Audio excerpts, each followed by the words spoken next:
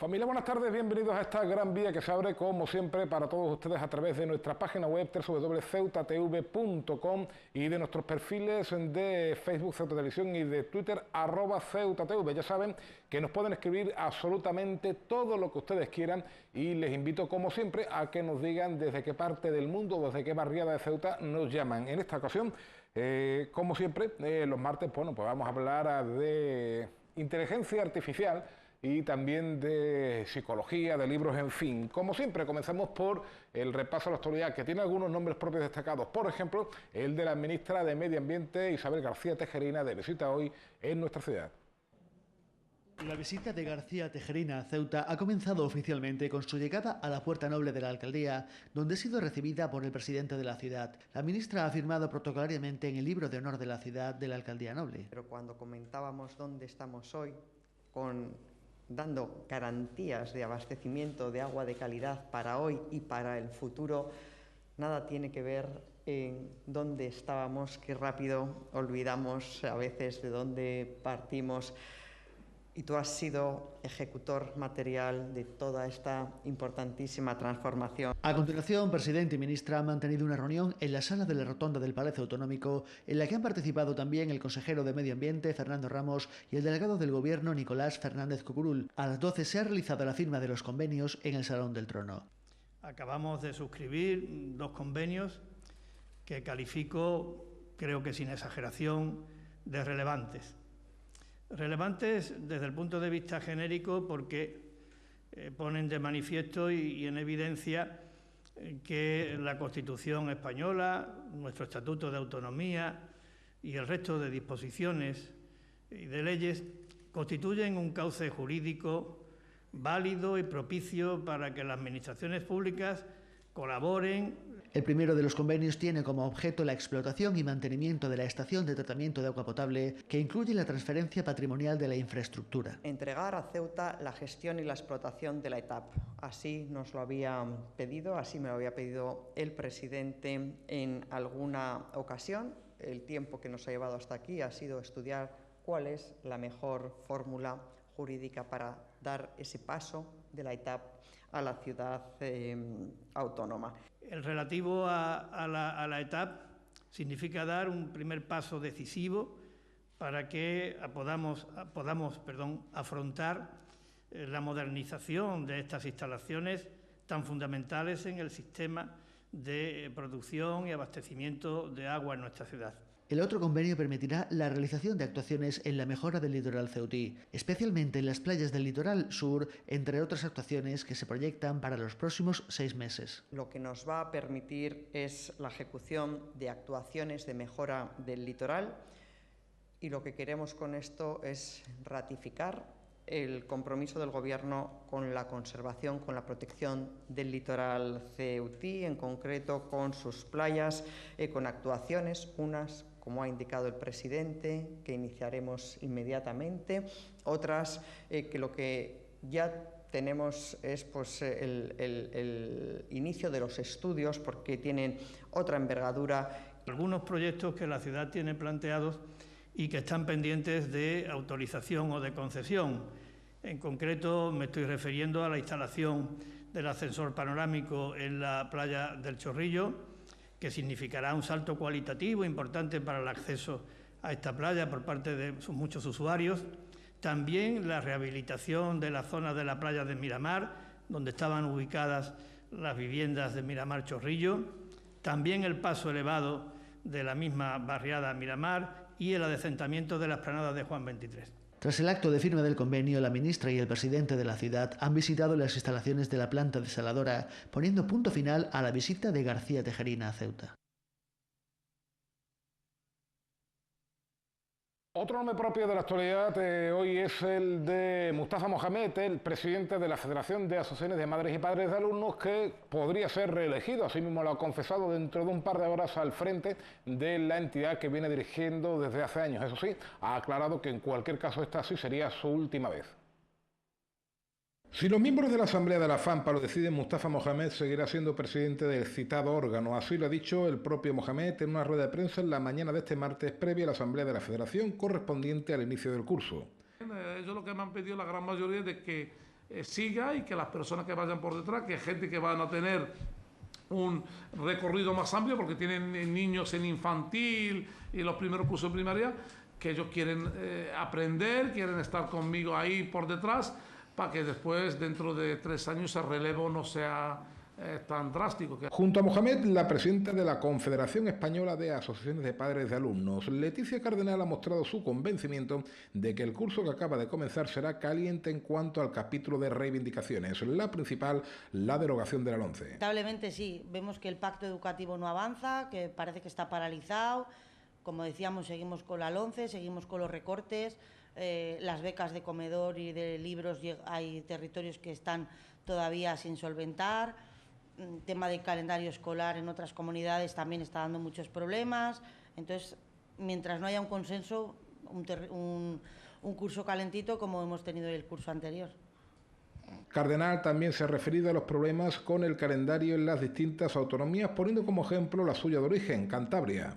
Bueno, pues por ejemplo, Cantabria instauró el curso pasado un calendario escolar sin llegar a consenso con la comunidad educativa, tan solo apoyado por algún sindicato de profesores, y eso enfrentó a las familias con los docentes, con la administración, y se ha visto que no ha tenido tan buenos resultados como a priori el consejero de aquella comunidad comentaba. La elección del presidente de la FAMPA, marca los estatutos, se realiza por los miembros del comité ejecutivo, toda vez que estos han sido a su vez designados para el cargo.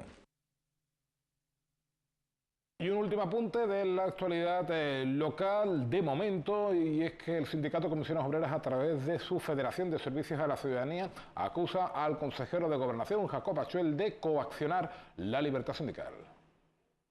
Los servicios jurídicos de Comisiones Obreras están estudiando la posibilidad de presentar una querella contra el consejero de Gobernación y presidente del Consejo de Administración de Aungevicesa, Jacob Achuel, por un posible delito de coacciones y vulneración de la Ley de Libertad Sindical. El consejero ha abierto un expediente al presidente del comité de empresa, acusándolo de filtrar a un medio de comunicación digital información relativa a la cobertura de una plaza en la empresa. Según fuentes de Comisiones Obreras, los hechos imputados son falsos, pero aunque fueran ciertos, esta acusación resulta inadmisible en un país democrático y su única finalidad es amedrentar a los delegados sindicales para evitar que sigan denunciando las tropelías que se cometen en esta empresa municipal.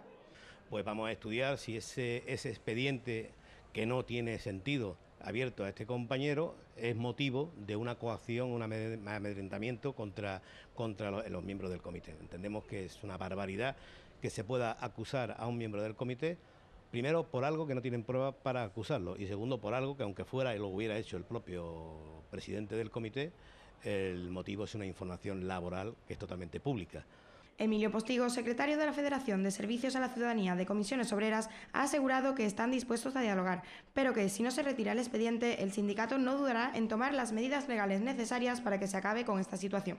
Que estamos dispuestos a hablar, pero vamos, lo que sí pedimos desde ahora mismo es que se le retire ese expediente, porque si ese expediente sigue para adelante, nosotros también vamos a seguir para adelante y vamos a utilizar todos los medios democráticos y legales que podamos para defender algo que, bueno, nos parece una barbaridad. Postigo afirma que ya han recibido respuesta por parte de la empresa, que también está abierta a la negociación. Bueno, ya he tenido una llamada telefónica del gerente donde está dispuesto que a partir del jueves empecemos a hablar y buscar soluciones a muchos conflictos que existen en la empresa, y yo muy contento de que eso sea así, y si es verdad que tiene voluntad de que se arreglen los problemas, nosotros pues ahí estamos para solucionarlos. El secretario general de la Federación de Servicios a la Ciudadanía de Comisiones Obreras ha expresado su satisfacción por la voluntad de la empresa de solucionar los problemas, pero ha asegurado también que defenderán hasta el final la Ley de Libertad Sindical.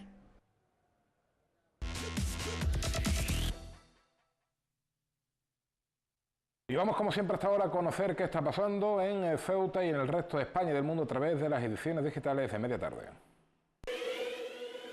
Diario El Faro de Ceuta: el convenio Ciudad y Medio Ambiente impulsará los proyectos pendientes de concesión ministerial. La ciudad se compromete a revisar su propuesta sobre las consolidaciones, es uno de los titulares del diario El Pueblo de Ceuta. Ceuta al Día apuesta por la siguiente información: la ciudad ya gasta todo el tema de los residuos, casi 277 euros por habitante al año. La verdad de Ceuta. La presidenta de CEAPA muestra su apoyo y respaldo a la nueva Junta Directiva de la FAMPA. Vamos con la prensa nacional, diario El País. El PSOE deja de oponerse a la aplicación del artículo 155. Diario El Mundo, el Gobierno llamará a las urnas para frenar las inhabilitaciones. Este que ven, el 134-134, es el número agraciado del sorteo de la Cruz Roja de este 19 de septiembre. Y esta es la previsión meteorológica para las próximas horas. Da algo de tregua el calor, porque las máximas bajan de 31 de ayer a las 24 o los 24 grados de hoy. Las mínimas seguirán en 19, eso sí, los vientos van a seguir siendo de levante con cielos completamente despejados. Teléfonos de interés, el 112, el de emergencias, el 900-018-018 de lucha contra el acoso escolar y el 016 de lucha contra el maltrato.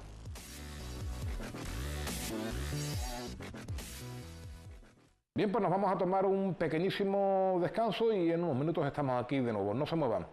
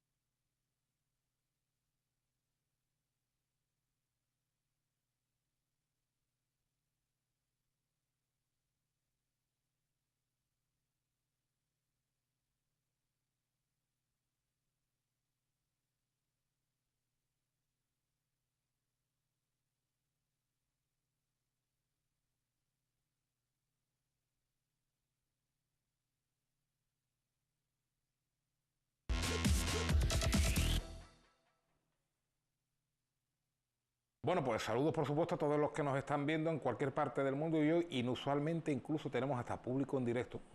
Adán y Aarón, creo que se llaman, dos personajes que tenemos danzando de hace un ratito por aquí por el control, y que han venido a ver el programa, a ver cómo se hace en la tele, las tripas de este programa. Y hablando de tripas, es una palabra muy tecnológica. Yo antes hablaba de inteligencia artificial.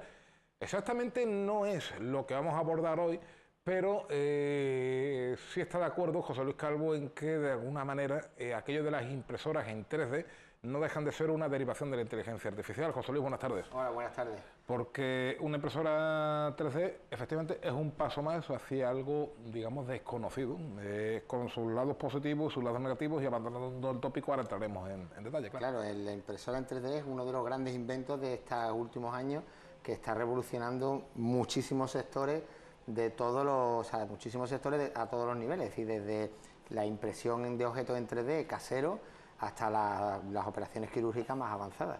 Impresión, cuando hablamos de impresión en objetos, es decir, este vaso que por ejemplo tengo en mi mano, perfectamente puede ser impreso. Impreso en 3D, exactamente. Lo que se trata es de una impresora, se llama impresora 3D, porque realmente la palabra impresión se refiere a papel, pero bueno, por un poco mantener la forma en la que se fabrican los objetos, lo que es una caja, por decirlo de alguna forma, si alguno lo ha visto en alguna tienda, que lo que nos hace es objetos en 3D dado un patrón. Podemos imprimir un vaso, un reloj, un boli, cualquier objeto. Evidentemente no tiene partes móviles, tendríamos que fabricar cada una de las partes por separado y después unirlas, pero un poco... Tendríamos el esqueleto y habría que ponerlo en movimiento. Claro, podríamos hacer cualquier objeto realmente, lo único que, claro, evidentemente si queremos que sea móvil tendremos que hacer como hacemos ahora mismo, cada parte del objeto de forma independiente, pero podemos fabricarnos nuestros propios objetos en casa. Oye, esto que parece maravilloso de entrada, sin embargo tiene sus propios, también tiene una legión de detractores. ¿Por qué? Bueno, pues hay mucha gente que dice que esto es lo que va a producir, se ha escuchado en muchos sitios, que esto es lo que va a producir es que muchos sectores del mercado van a caer, por ejemplo, porque claro, si ya tú te puedes fabricar todo aquello que a ti te apetezca en casa, pues claro, realmente tú dices, bueno, ¿para qué me quiero comprar? Pues que te digo yo, una cuchara, pues me fabrico mis cucharas y ya no compro cuchara. Un cenicero, un jarrón, pues me lo hago. Cualquier objeto que yo necesite en casa me lo podría fabricar en un rato. De hecho, ya hay pocas empresas, pero hay algunas empresas que ya te venden los patrones para que tú lo imprimas en casa, algunos objetos. Ajá. Entiendo que el futuro de estas empresas que, por ejemplo, en el caso de los vasos, cuchillos o ceniceros, puede estar, ¿por qué no?, en el diseño de lo que se vaya a imprimir la gente. Quizá aquello de renovarse o morir estará más vigente que nunca. Exactamente, o sea, lo que se trata ahora ya no es de que te vendan, ya no te van a vender el objeto en sí, sino lo que te van a vender es el diseño de ese objeto y te lo mandarán pues por un correo, un archivo compartido que tú lanzarás a tu impresora 3D y podrás fabricártelo. Estamos hablando de objetos, pero más allá de eso, ya aquí en España, el Carlos III de Madrid, el Hospital Carlos III, en colaboración con algunas organizaciones, tiene impresoras 3D con biotinta que pueden fabricar piel humana, con lo cual, por ejemplo, se está aplicando al tema de implantes de piel en enfermos con graves quemaduras, que tengan heridas, lesiones en la piel, y pueden hacerle trasplantes de su propia piel generando lo que se llama biotinta, que bueno, es piel artificial, un poco es biopiel, y te crean el molde y te la implantan como tu propia piel, ¿no? Lo cual es un avance a priori magnífico, pero insisto, esto también tiene sus sombras. Claro, bueno, como todo está el tema ético, que dicen que claro, no se puede fabricar todos los órganos. Imagínate que podemos fabricar piel, dentro de poco podrán fabricar un corazón y dentro de poco un riñón, y llegará un momento que dice, bueno, ¿y por qué no fabricamos una persona completa? Entonces, claro, pues ahí hay un poco ese tema ético que roza un poco la moral de hasta dónde podemos llegar. Pero bueno, de momento los avances están yendo en el sentido de mejorar la vida de las personas. De hecho, hay también impresoras que lo que hacen es no te imprimen órganos, pero sí te imprimen a través de una ecografía de alta resolución en 3D, pues te pueden imprimir el órgano completo en un molde, de forma que una operación compleja puedas entrenarla, el médico que vaya a operar puede hacer un entrenamiento previo de cómo llegar hasta la zona afectada, de cómo llegar a un tumor, cómo quitarlo, por dónde atacar ese tumor. Entonces, claro, no estoy imprimiendo en sí el órgano enfermo, pero sí me permite poder practicar sin tener que abrir al paciente. Es decir, imaginemos, ¿no?, un tumor renal, por mencionar lo primero que se me ha venido a la cabeza, se le hace una fotografía al riñón de esa persona se imprime por 3D y el médico tiene en sus manos exactamente lo que se va a encontrar al día siguiente o a las horas de la... Una copia exacta de lo que va a ver cuando abra el paciente. Con lo cual, pues claro, al poder practicar, el riesgo de que haya imprevisto, pues disminuye. Oye, ¿dónde está el conflicto moral aquí? Bueno, el conflicto moral no está tanto en ese tipo de cosas como en el conflicto moral está cuando fabricamos tejido humano. Porque claro, mientras que fabricamos zapatos no hay problema. El problema es cuando fabricamos un órgano completo y fabricamos un piel y empezamos con la piel y ahora fabricamos un riñón, un corazón y se plantea, y se podría fabricar una persona completa, un hueso y después la piel y los órganos, y si fabricamos una persona completa, esa es humana o no es humana, es como... Claro, y ahí entran los conflictos éticos. Ya entraremos en la inteligencia artificial que hemos comentado en anteriores ocasiones, ¿no? Eso lo unimos como circuito, tenemos los Terminator de la película, ¿no? Sí, Isaac Asimov, a mí me está recordando aquello de fabricar seres humanos a, bueno, pues un libro yo creo que muchas personas lo habrán tenido, ¿no? A Frankenstein, o como se diga, de Mary Shelley, ¿no? Moderno Prometeo, ¿no? La verdad es que el avance de la impresora 3D nos permitirá, yo creo, en un futuro muchas ventajas, porque... A ver, vamos a imaginar una cosa tan sencilla como una pieza de un coche. Yo voy al taller, se me ha partido una pieza de un coche, tengo un coche que es de importación y me dicen, tarda un mes. Eso le habrá pasado, me imagino, a mucha gente que una pieza de un coche le tarda un mes. Pues sería mucho más fácil si yo mando un correo electrónico a la empresa y le digo, mira, necesito tal pieza. Me mandan el plano, digamos, el esquema de la pieza y yo tengo en mi concesionario, en mi taller, una impresora 3D que fabrique piezas metálicas, que también las hay, y me fabrica la pieza exacta de mi modelo exacto en unas horas, con lo cual pues puedo avanzar mucho más y además podría ahorrar en costes, porque a lo mejor un coche moderno no, pero imaginemos un coche que está pasado de serie, es decir, que es un coche antiguo que no encontramos piezas, podríamos fabricar las piezas exactas. Por cierto, me gusta mucho ese ejemplo porque recientemente, en los últimos días, si nos está viendo de aquí, queda invitadísima esa persona a venir a contarnos su vida.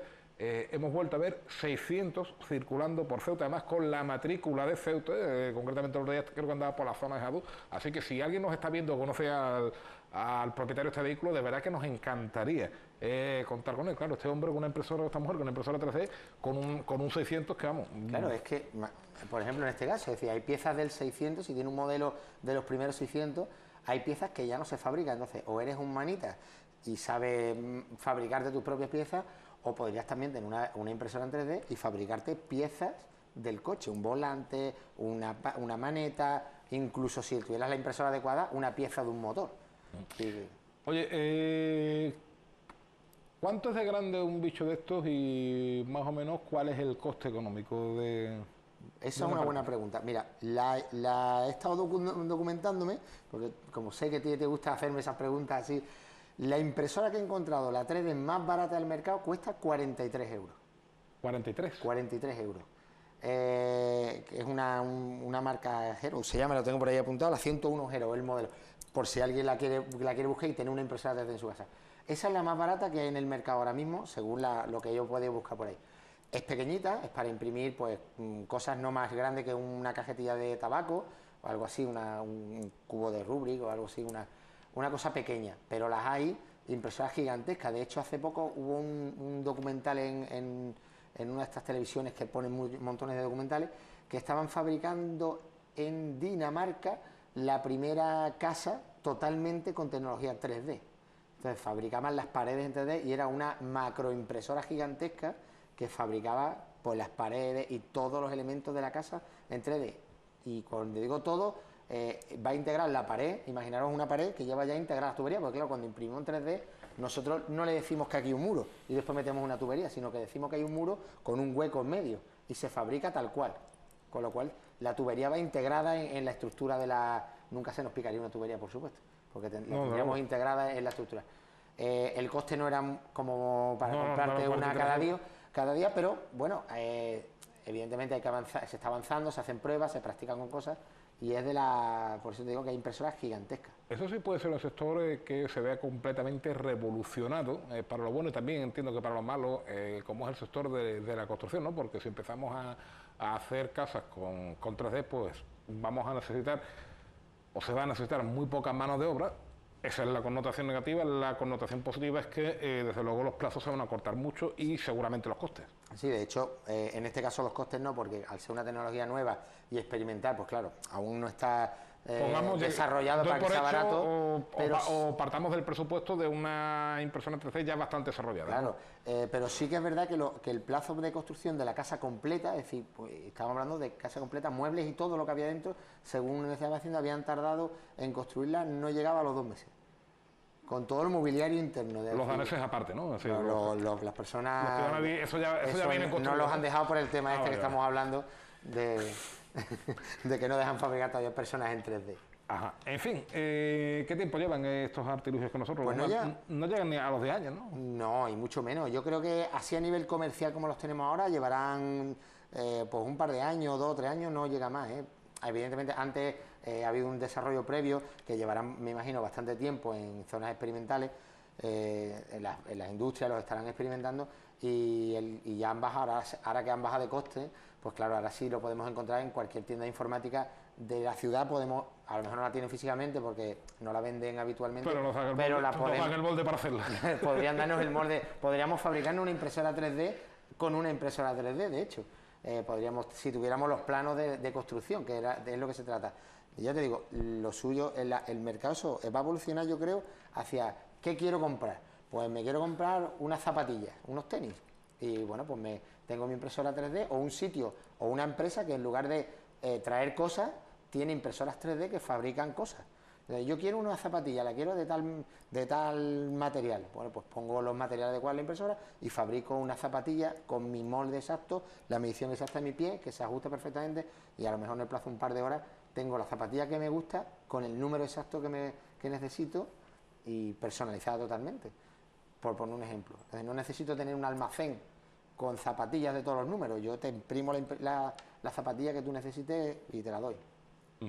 Pues es la verdad que es un negocio bastante curioso que ha llegado para quedarse, entiendo, y una malicia. ¿Qué tiempo sabemos que haya podido estar? Lo dejo ahí al aire, ¿no? Porque evidentemente ni José Luis ni yo tenemos la respuesta. ¿Cuánto tiempo haya podido estar esto en los I+D+I de los respectivos ejércitos del mundo? Porque Internet, teléfonos móviles, etcétera, no nos engañemos, son inventos militares que una vez ya descifrados y, digámoslo así, purificados, es cuando salen a la venta comercial. Bueno, yo creo que esto llevará tiempo, los ejércitos, los grandes ejércitos, no sé si España estarán de ellos, pero sí que es verdad que tienen los laboratorios más grandes de I+D, ya hay empresas grandes, ¿no?, que son civiles, pero es cierto que los americanos, por ejemplo, los rusos, las potencias militares armamentísticas, desarrollan toda esta tecnología pero en primera línea. Y a nosotros nos llegan cuando ellos ya la tienen más que afinada, explotada, usada. Y 3 generaciones por delante. Claro, evidentemente, por lo menos eso creo yo, porque la mayoría de las cosas al final se saben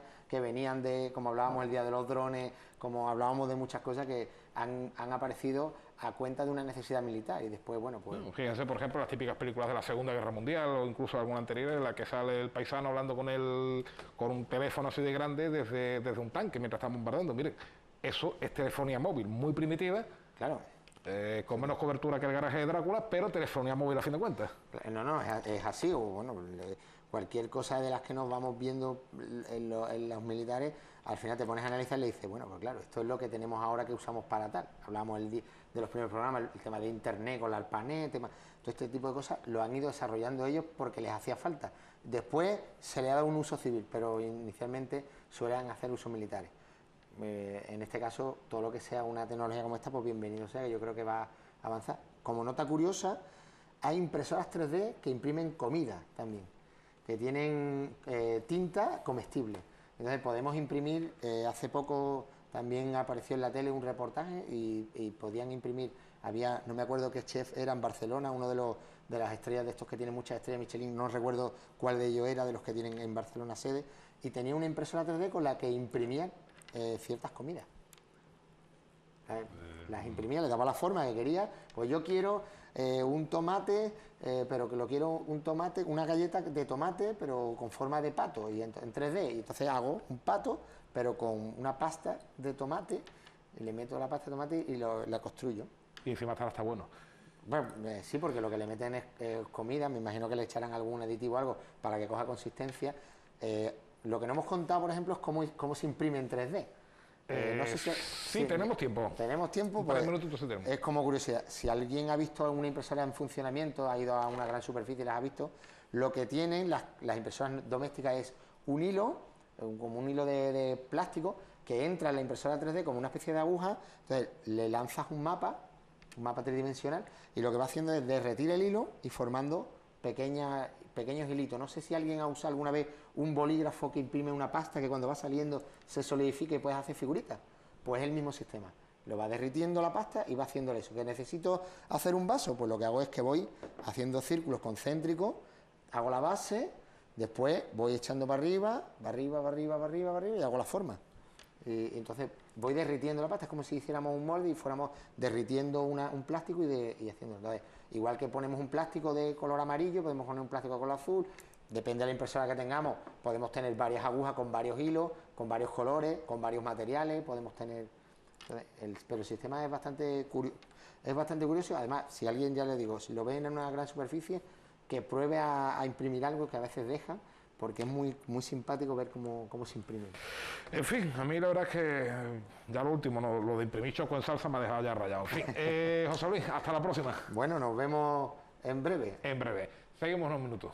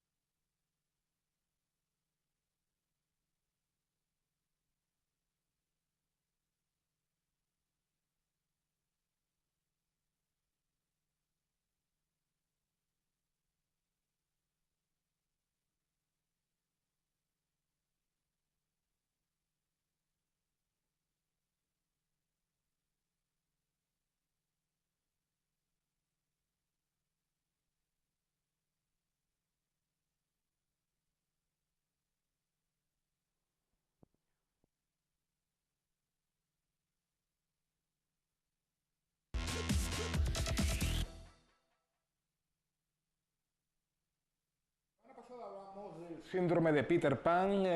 Recuerden que nuestra psicóloga de cabecera, Julia Alejandra Ferreras, nos decía entonces que también existía el síndrome de Wendy.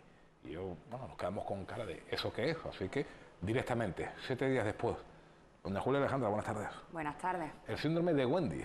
Exacto. Dijimos que estuvimos hablando del síndrome de Peter Pan, que una de las carencias, una de las cosas que más llama la atención de aquellos hombres, porque es donde más incurre el trastorno en hombres, con síndrome de Peter Pan, uno de los mayores problemas que tienen es a la hora de encontrar pareja, y dijimos que no había mejor pareja para Peter Pan que Wendy.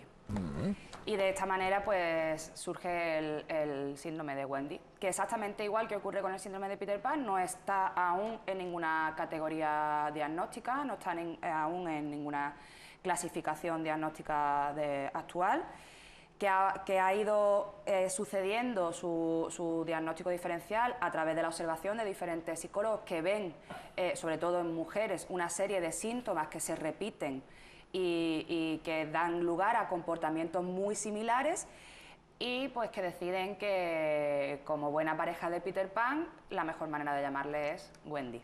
Ajá. Yo reconozco para mi público escarnio que no recuerdo muy bien la historia de Peter Pan, es decir, no ha sido nunca de mis historias favoritas, así que entiendo que quien sí conozca bastante mejor la personalidad de cada uno de los protagonistas de la misma habrá descifrado rápidamente en qué consiste el síndrome de Wendy. Para los que andamos un poquito perdidos en esto, ¿cómo era Wendy?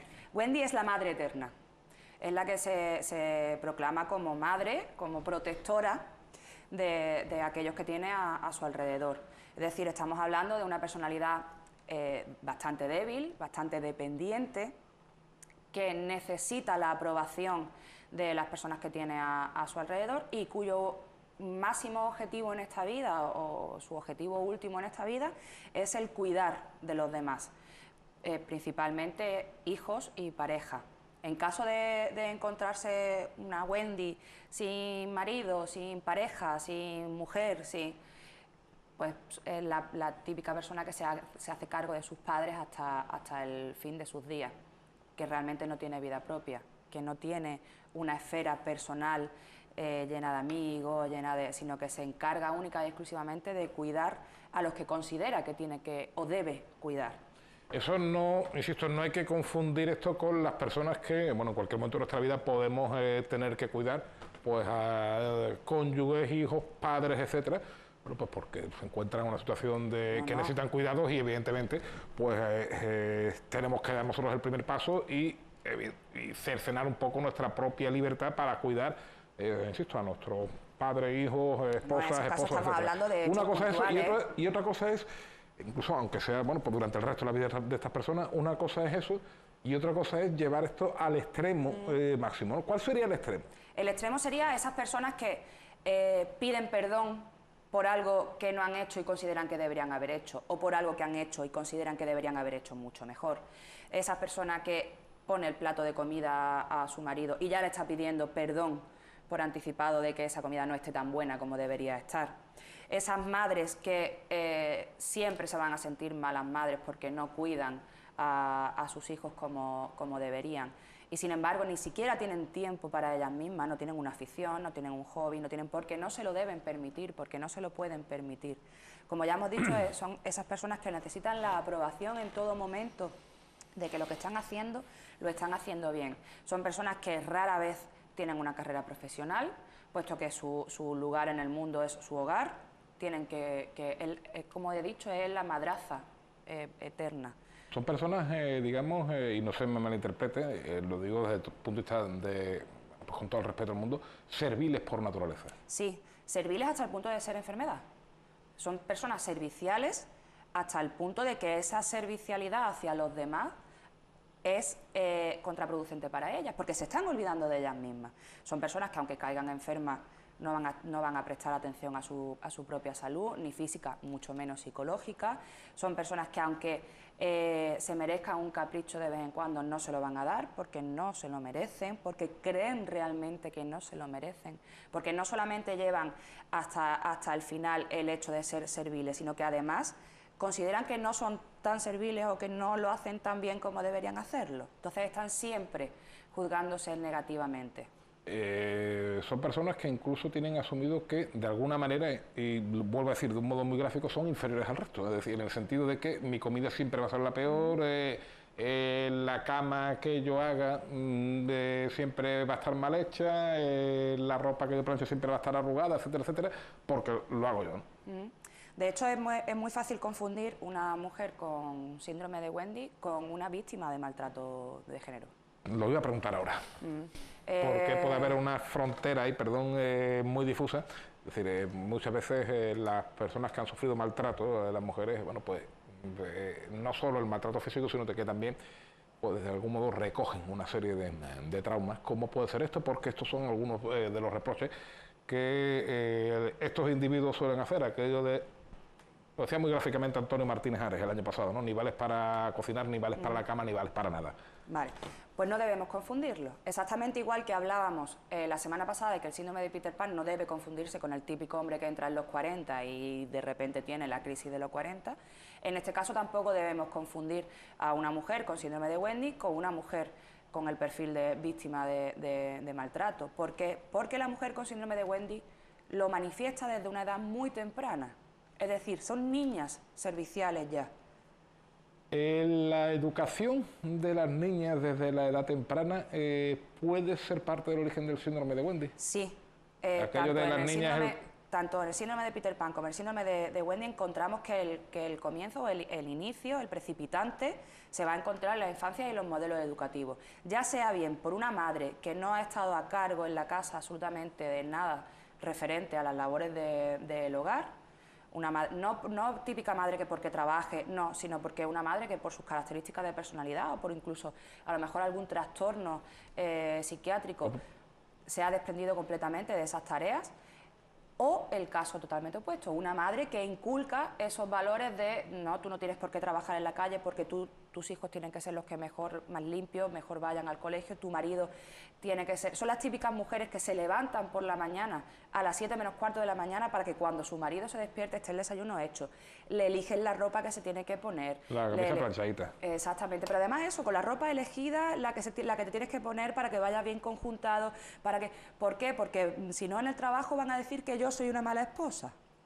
Es decir, no que tú no sabes plancharte una camisa, sino que tú eres una mala esposa. Claro, que yo no estoy realizando correctamente las tareas que debo realizar, que es mi obligación realizar. Bueno, a estas personas les hablas de conciliación laboral y familiar y ya explotamos, ¿no? Ya implosionamos, ¿no? Olvídate, no entra en su cabeza. No porque no quieran, sino porque tienes que romper muchos esquemas cognitivos. Tienes que desaprender para volver a aprender. Hablábamos antes de lo fácil que puede ser confundir el síndrome de Wendy con, con los síntomas psicológicos del maltrato. ¿Puede ser también sencillo confundir el síndrome de Wendy con algún tipo de trastorno obsesivo-compulsivo, si es que una cosa no es la otra? No.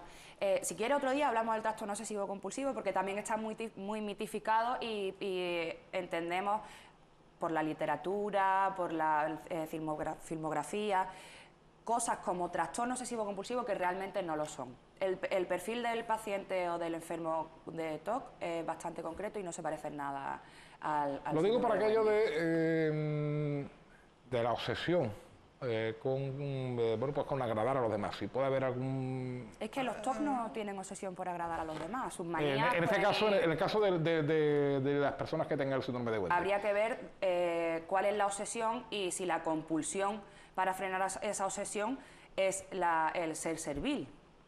Pero no tiene por qué. Por eso te digo que si quieres en otro programa analizamos cómo funciona el trastorno obsesivo-compulsivo. Que en ciertos aspectos sí se pueda confundir por el hecho de una manía con la limpieza, Ahí voy. En ese sentido, sí, pero claro, si en el momento que analizamos el por qué esa persona es tan extremadamente limpia en su casa o por qué es tan maniática con ciertos aspectos de la limpieza, si lo analizamos, en el síndrome de Wendy se ve claramente que es por el simple hecho de que es su cometido, que tiene que llevarlo a cabo y que eso lo va a llevar hasta el final, y en el TOC vamos a ver que es porque hay detrás una obsesión, hay detrás algo que hay que frenar. Si no lo hago, mi familia morirá. por Bueno, ejemplo, eso es muy hemos típico. asociado desde la semana pasada, y ahora que estamos ya casi terminando esta semana, el síndrome de Peter Pan a los hombres y el síndrome de Wendy a las mujeres. ¿Hemos hecho una asociación errónea? No, no, no. Es De decir, hecho, ¿puede haber hombres con el síndrome de Wendy sí, sí, y mujeres puede con el haber síndrome de Peter Pan? Sí, sí, puede ocurrir, Ahí voy. son los menos, pero además además lo dije la semana pasada para que no se entendiera como que yo estaba haciendo algo por error, sino que lo dije que iba a hacerlo aposta, el hablar de síndrome de Peter Pan y hablar siempre de hombres, y al hablar de síndrome de Wendy hablar siempre de mujeres, porque la epidemiología así lo dice, es muchísimo más común en hombres y en el Peter Pan, y muchísimo más común en Wendy en mujeres. Por eso se ha utilizado a esos dos personajes de cuento. Bueno, pues doña Julia Alejandra Ferrera. Hasta la próxima. Hasta la próxima. Seguimos en un minuto.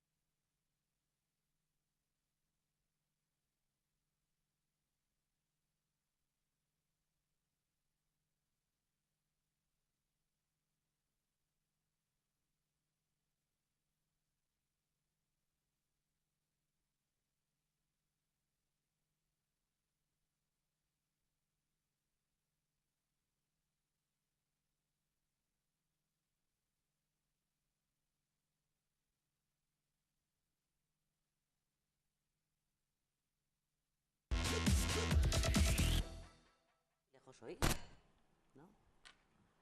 ¿Desde cuándo lleva el hombre espiando al hombre? Bueno, pues es algo que posiblemente si nos ponemos a retrotraernos desde todos los tiempos, ¿no? Y hoy vamos a hablar de literatura, por ejemplo, Santiago Posteguillo, creo que se llama, es un fantástico autor de novelas inspiradas en el Imperio Romano, con algunos espías, etcétera, pero el amigo Ken Follett cifra la creación del primer servicio de inteligencia en época de Isabel I, allá por el año 1558, una columna de fuego que es, como suele ser habitual en él, un librito de bolsillo de un fin de semana. Entonces, la ironía del que vamos a hablar con nuestra librera favorita, doña África García Molina. África, buenas tardes. Hola, Coronado, buenas tardes. Ken Follett, que el concepto del libro corto sigue sin manejarlo, ¿no? Bueno, es un hombre que cuando escribe se documenta muchísimo y entonces tiene mucho que contar y normalmente sus historias suelen ser pues de 1000 páginas aproximadamente. Así, una cosita rápida. Bueno, yo soy de los que parten de la base, yo parto de la base de que un libro no tiene muchas páginas o pocas, sino está en la capacidad del escritor, la persona que lo lleva a cabo para enganchar a la gente, porque hay libros de 800 páginas que se lo lee uno volado, y el libro de 200 páginas que dice, madre mía, ¿cuándo se acaba esto? ¿No? Bueno, además teniendo en cuenta que esta es la tercera entrega de su trilogía, que empieza con Los Pilares de la Tierra, continúa con El Mundo Sin Fin y ahora tenemos La Columna de Fuego, es decir, que toda la historia se va desarrollando en tres volúmenes, y los tres iguales de más o menos de importantes en páginas. Ken Follett es uno de esos autores que los que os dedicáis al gremio de la librería, supongo que rezaréis cuando anuncia un nuevo título, porque es de los que vende sí o sí prácticamente todo lo que saque. Y es difícil hoy día en la literatura mundial encontrar ese tipo de fenómenos, porque es cierto que hay muchos autores que pueden ser muy respetados por crítica y cierta parte del público, pero Follett es de esos que si sacan mañana la guía, las páginas amarillas con su nombre, lo va a vender también. Vamos a ver, Ken Follett es un autor ya súper reconocido, por supuesto, en el mundo entero, y he leído que tiene ya vendidos 160 millones de ejemplares de toda su obra. Tiene una amplia obra. 160 millones de ejemplares, son muchos ejemplares, son muchos libros. Concretamente de este, creo que han sido 1.600.000 ejemplares la primera tirada que se ha hecho. O sea que eso ya nos indica el número de lectores que tiene Ken Follett, y por supuesto que va a ser de las apuestas principales ahora en este otoño. Una apuesta segura, 160 millones de ejemplares. 160 millones de ejemplares tiene vendidos. Es decir, para que nos hagamos una idea, la población de España multiplicada por 3 no sería suficiente para que cada uno tuviéramos uno de estos ejemplares. Es decir, es una auténtica bestialidad. Es un libro, además, muy, muy esperado por todos los lectores que le están siguiendo. ¿Qué tal está el libro? No sé si te ha dado tiempo a leerlo. Bueno, pues me ha dado tiempo a leerlo, porque, claro, si no, no lo podría presentar, ¿no? Pero sí, la verdad es que es una obra magnífica. Nos trasladamos con este libro a mediados del siglo, a la Europa, mejor dicho, a la Europa del siglo XVI, concretamente también a Inglaterra y a Irlanda, donde está reinando Isabel I, la reina virgen, porque no tuvo hijos, nunca se casó, fue la última descendiente de los Tudor. Y bueno, fue una reina que creó mucho movimiento en toda Europa, porque Europa era por entonces católica, Inglaterra era católica, y ella cuando llega al trono pues implanta el protestantismo. Entonces de ahí las guerras de religiones que van a provocar pues conflictos sociales y conflictos políticos. Y la creación del primer servicio secreto.